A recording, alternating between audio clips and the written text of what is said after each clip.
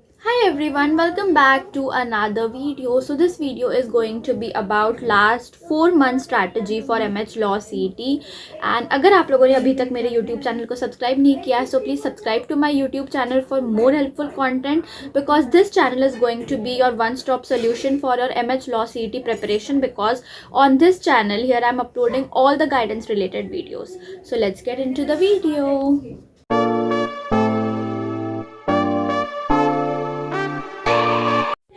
सो अगर मैं बात करूँ M H law C T 5 year LLB examination की, तो उसको सिर्फ 4 महीने बचे हैं अगर मैं जनवरी से काउंट करूँ एंड मे को एक्सक्लूड कर दूँ, बिकॉज 8 मई 2026 को आपकी M H law C T 5 year LLB की एग्ज़ाम है. So January, February, March and April, last 4 months बचते हैं. क्या स्ट्रैटेजी होनी चाहिए इन लास्ट 4 मंथ्स की? सो फर्स्ट थिंग जो मैं आपको बताऊंगी is that identify your strengths and weaknesses. अब स्ट्रेंथ्स एंड वीकनेसेस का क्या मतलब हुआ? तो स्ट्रेंथ्स का मतलब है वो सेक्शंस या वो सब्जेक्ट्स जिनमें आप अच्छे हो या जिनमें आपकी पकड़ अच्छी है और आपको पहले से इनका थोड़ा बहुत नॉलेज है. बट अगर मैं बात करूँ वीकनेसेस की, तो ये वो सेक्शंस है या वो सब्जेक्ट्स है जिनकी आपको नॉलेज नहीं है या जिसमें आप वीक हो. ठीक है, तो उनको आप आइडेंटिफाई करो. जैसे फॉर एग्जांपल अगर मैं मेरी बात करूँ, तो M H law C T के जो 5 सेक्शंस हैं उनमें से मेरी जो स्ट्रेंथ्स है यानी जिनमें मैं अच्छी हूँ वो है GK, legal, reasoning and English. But जो मेरी वीकनेसेस है या जिनमें मैं उतनी अच्छी नहीं हूँ वो है मैथ्स एंड लॉजिकल रीजनिंग. ठीक है, तो ये मैंने आइडेंटिफाई करा खुद से कि मेरी स्ट्रेंथ्स क्या क्या है एंड मेरी वीकनेसेस क्या क्या है. इसी तरीके से आपको भी आइडेंटिफाई करना है कि आपकी स्ट्रेंथ्स क्या क्या है एंड आपकी वीकनेसेस क्या क्या है. So this is the first thing that I would tell you or I would like to tell you. Okay, then second thing is accordingly divide the time. So अब इसको divide कैसे करोगे? जैसे आपको पता चला कि आपकी ये वीकनेसेस है एंड ये आपके स्ट्रेंथ्स हैं. So what you have to do is कि जो आपके वीकनेसेस है या जिन सब्जेक्ट्स में आप थोड़े कमज़ोर हो, आपको क्या करना है, उन सब्जेक्ट्स को ज़्यादा टाइम देना है. और जो सेक्शंस ऐसे हैं जिनमें आप अच्छे हो या ऑलरेडी आपको आता है, उनमें आपको उनमें कंपेरेटिवली थोड़ा कम टाइम देना है. So this is basic of this strategy जो मैंने अभी तक आपको बताया. ओके, सो ये हो गए बेसिक्स. अब third thing that I would like to tell you is that अब इसके बाद एक प्रॉपर टाइम टेबल बनाओ और उसको फॉलो करो इन 4 मंथ्स में. क्योंकि देखो, मेरे को बहुत लोग ऐसे पूछते हैं कि क्या हम 6 मंथ्स में M H law C T को प्रिपेयर करके क्रैक कर सकते हैं? क्या हम 2 मंथ्स में कर सकते हैं? क्या हम 1 मंथ में कर सकते हैं? देखो, आंसर है हाँ.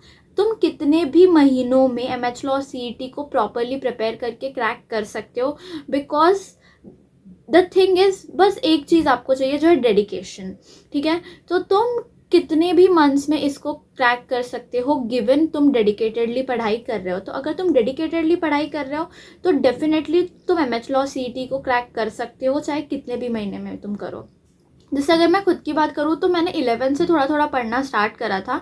बट जो मैंने डेडिकेटेडली प्रिपेयर किया ना, वो मेरे बोर्ड्स के बाद अप्रैल में 1 मंथ किया था, पूरा अप्रैल प्रॉपरली. क्योंकि CBSE बोर्ड्स मार्च में ख़त्म हो जाते हैं, मेरे बोर्ड्स ख़त्म हो गए थे एंड उसके बाद मैंने पूरा अप्रैल इसको दिया था एंड मई में एग्ज़ाम थी.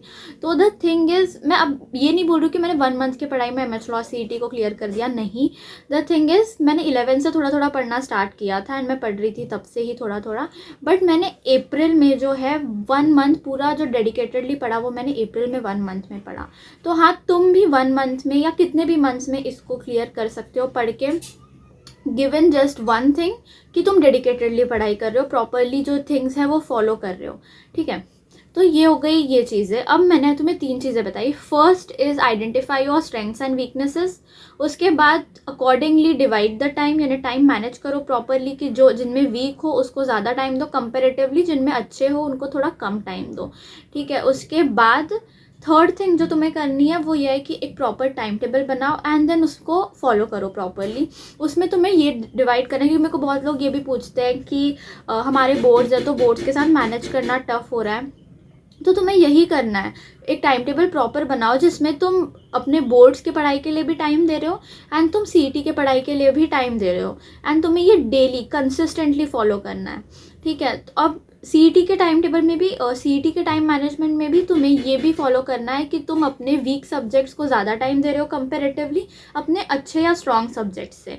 ठीक है, सॉरी. तो ये चीज़ तुम्हें ध्यान रखनी है. तो ये 3 चीज़ें जो है ये बहुत इंपॉर्टेंट है। इन 4 मंथ्स में ये अगर फॉलो करते हो तो अभी भी तुम MH लॉ CET को प्रॉपरली प्रिपेयर कर सकते हो। तो अभी तक मैंने तुम्हें जो चीज़ें बताई, first identify your strengths and weaknesses, second accordingly divide your time and subjects, third make a time table and follow it properly, and fourth चीज़ मैं तुम्हें बता रही हूँ, मेंटेन कंसिस्टेंसी बहुत ज़रूरी है। ऐसा नहीं कि एक दिन तुमने बहुत दिन भर पढ़ लिया, उसके दूसरे दिन तुमने कुछ भी नहीं पढ़ा। रोज़ पढ़ो, थोड़ा थोड़ा पढ़ो, आराम से पढ़ो, ठीक है। 4 मंथ्स आर इनफ। एंड अगर अभी भी तुमने स्टार्ट नहीं किया, अभी भी 0 से स्टार्ट करोगे तो तुम कर लोगे, don't worry.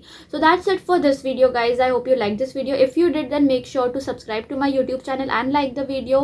And if you have any queries, you can comment below or connect with me on Instagram. The link is in the channel bio. I will meet you guys in the next video. Tab tak ke liye, bye bye. Thanks for watching.